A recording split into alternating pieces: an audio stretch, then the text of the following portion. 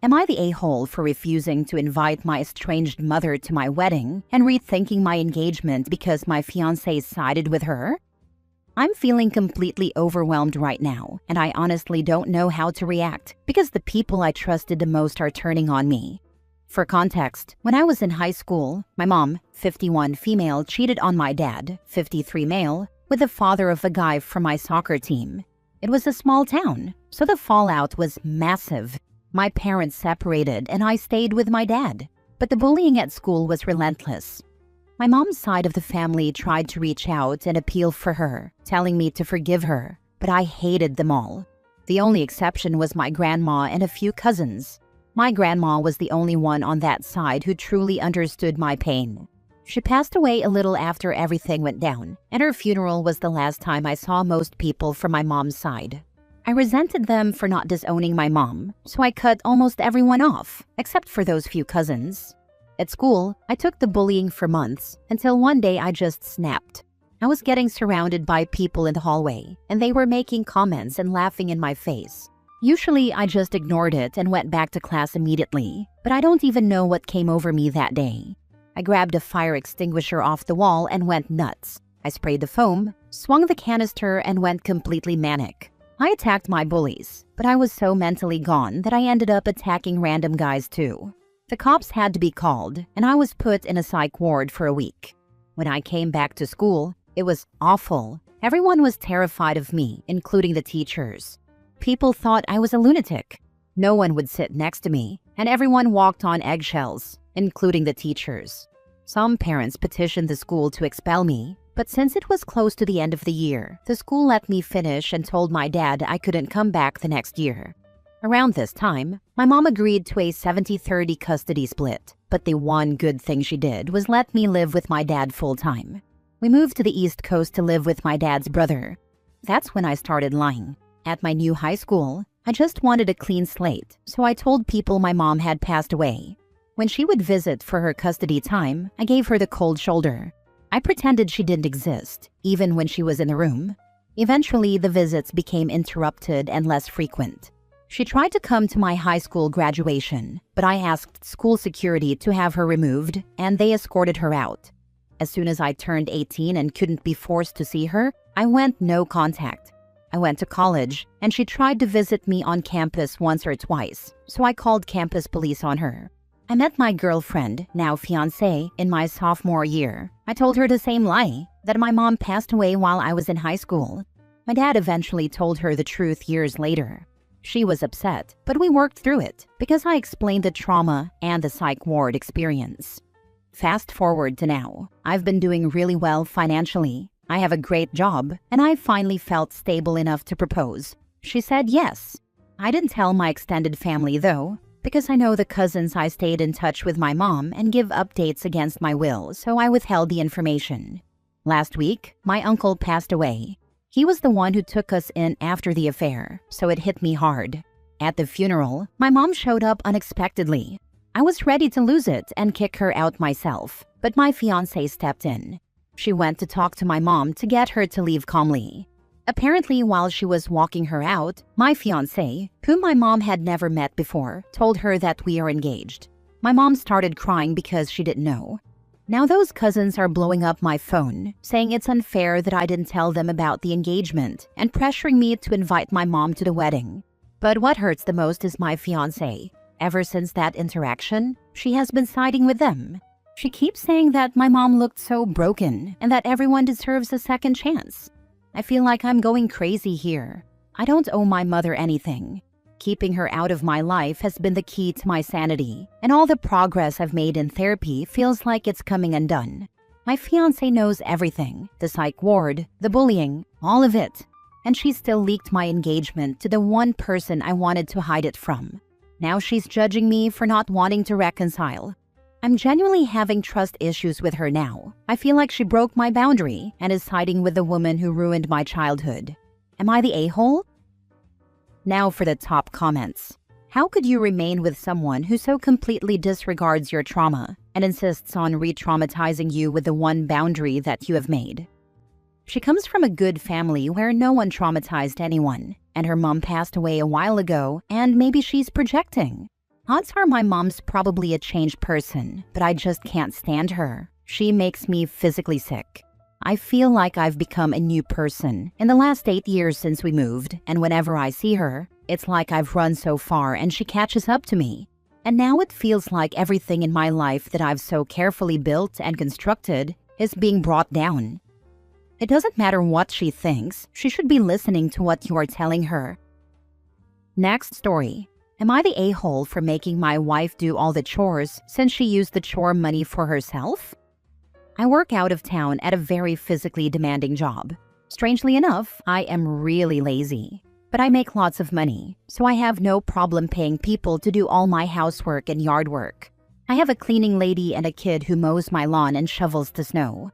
My wife knew all of this throughout our relationship. I didn't keep it a secret or anything. She actually seemed to appreciate that my place was always clean when she came over, and that there were more than just pickles and beer in my fridge. She lived with her parents to save money while she paid off her student loans. We discussed her living with me, or even just staying in my house while I was gone, but she wouldn't go for it. Her family's very traditional. Anyway, we got married in September and she finally moved in with me. She is amazing, and I am stunned by how hard of a worker she is. I also offered to pay off the remaining balance on her student loans, but she wouldn't agree to that. What she did agree to, though, was to take over housekeeping and shopping, in return for the money I used to pay my housekeeper being added to her budget. It kind of sucked, but a couple of the guys I work with took her on, so she is okay. The problem is, her dad is big on doing all the work around his house. I am not. I pay people to clean my gutters. I pay plumbers, electricians, whatever. I work extremely hard for 14 days in a row, and when I'm home, I want to relax. I want to walk my dog and not much more. My dog lived with my parents when I worked, but now he is home with my wife. Since we got married late in the year, my lawn didn't need to be mowed after our honeymoon. We've had a weird year for snow. We just got our first big dump. Since I was coming home last night, she told the kid not to shovel, and she kept the money. Whatever, we are a partnership. She can make decisions like that. However, despite whatever her dad has to say about it, I don't shovel. I could get hurt, or worse, sweaty. So this morning I made sure she knew that if the snow wasn't removed in 48 hours, we would get a citation from the city. They would send out a crew to shovel, and we would be charged for it at city union labor rates. She said I could shovel. I said I could, but I wouldn't, since I had budgeted for someone else to do it. She ended up having to do it herself. She tried calling the kid, but he was going to school, so he couldn't do it until afterward, and he had other clients to take care of. She is mad at me because I could have shoveled. I fully could have, but I didn't want to. I never want to. That's why I pay other people to do that stuff. I don't even like that I have to unload the dishwasher now. I used to just throw dishes in there, and they would end up in the cupboard. Am I the a-hole for assuming that if she took the money for a job, then she would take responsibility for that job getting done?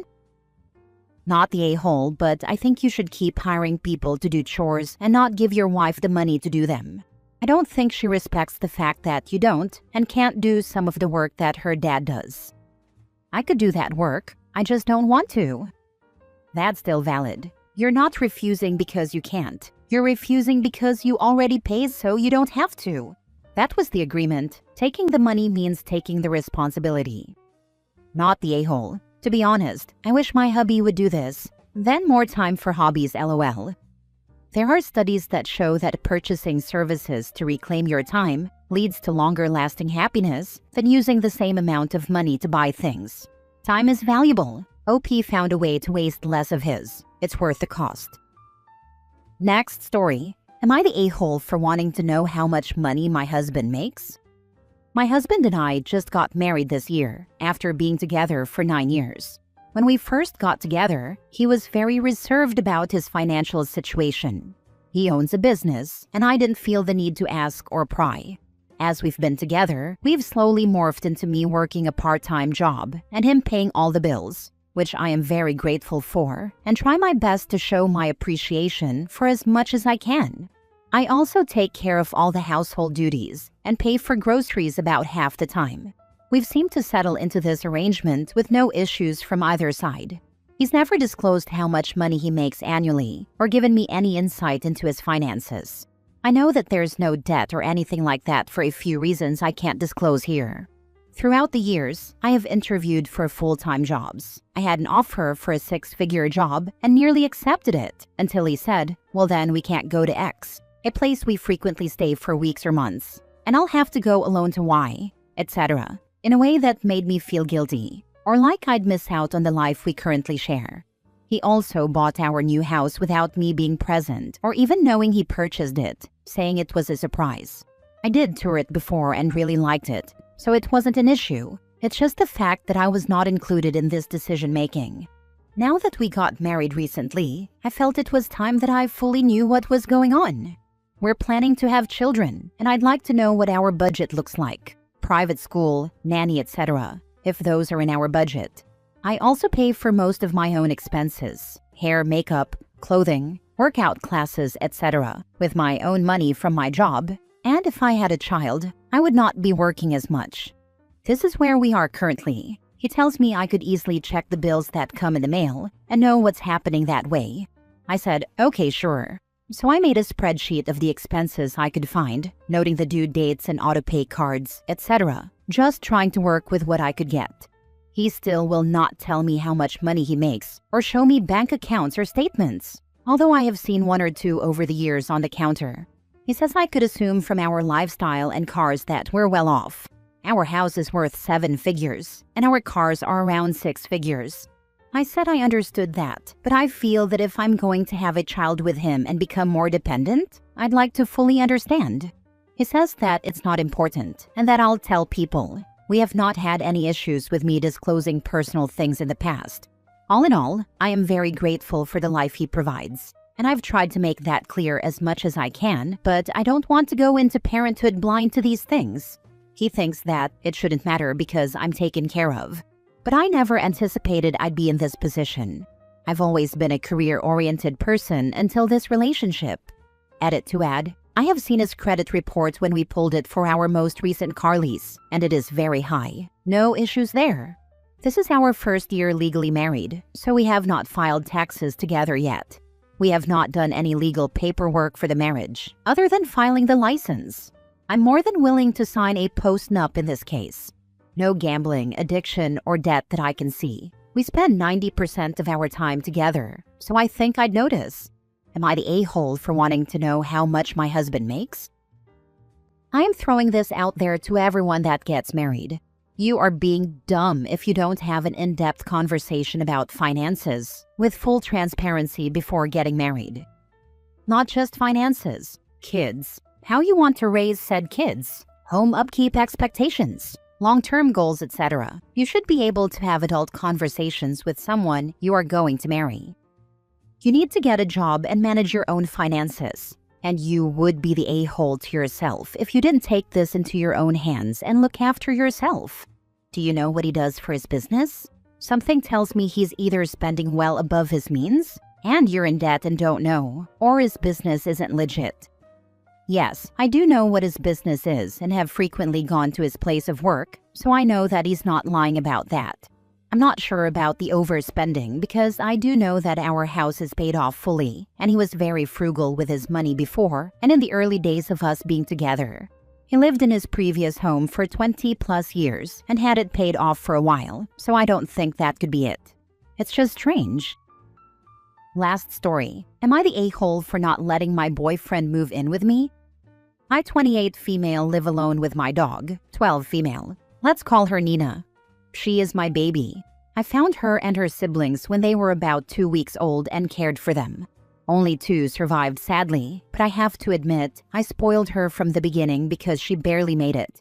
My boyfriend, 30 male, still lives with his mom, which is not abnormal in our culture. But lately they've been fighting a lot because his sister moved back in with her kids and he doesn't have much space. He has a very good job, so he could realistically move out on his own, but he is very insistent on wanting to move in with me. We've only been dating for 8 months, and I don't think we're there yet. Also, every time he visits, he complains about something related to Nina. He got mad the other night because he wanted to sleep over and wanted me to kick Nina out of the bed, and I refused. I told him before that if he doesn't like it, he can literally just break up with me. I'm not changing my life for Nina's life just because he doesn't want to move out alone. Well, on Friday, he got into a big fight with his family because one of his nephews grabbed his Nintendo Switch and damaged it or something. He came to my house with all his things packed, pretending to just stay over without telling me, and immediately started trying to change things around. He said Nina could sleep on the floor in our room or in the living room, but he wasn't going to live with a dog that's on the furniture. To make a long story short, I kicked him out and told him he never even asked if he could come over, and that Nina lives here. He doesn't.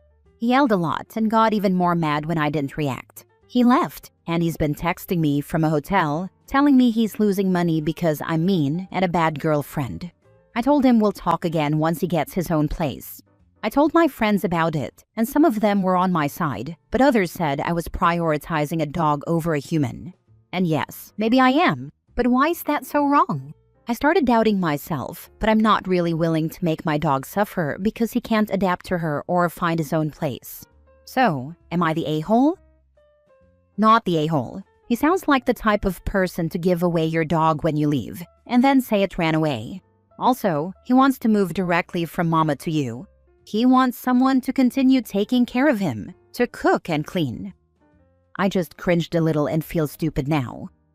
Not the a-hole. Break up with this guy, not just because he can't respect that your dog lives there, but because he doesn't respect you and the rules in your home.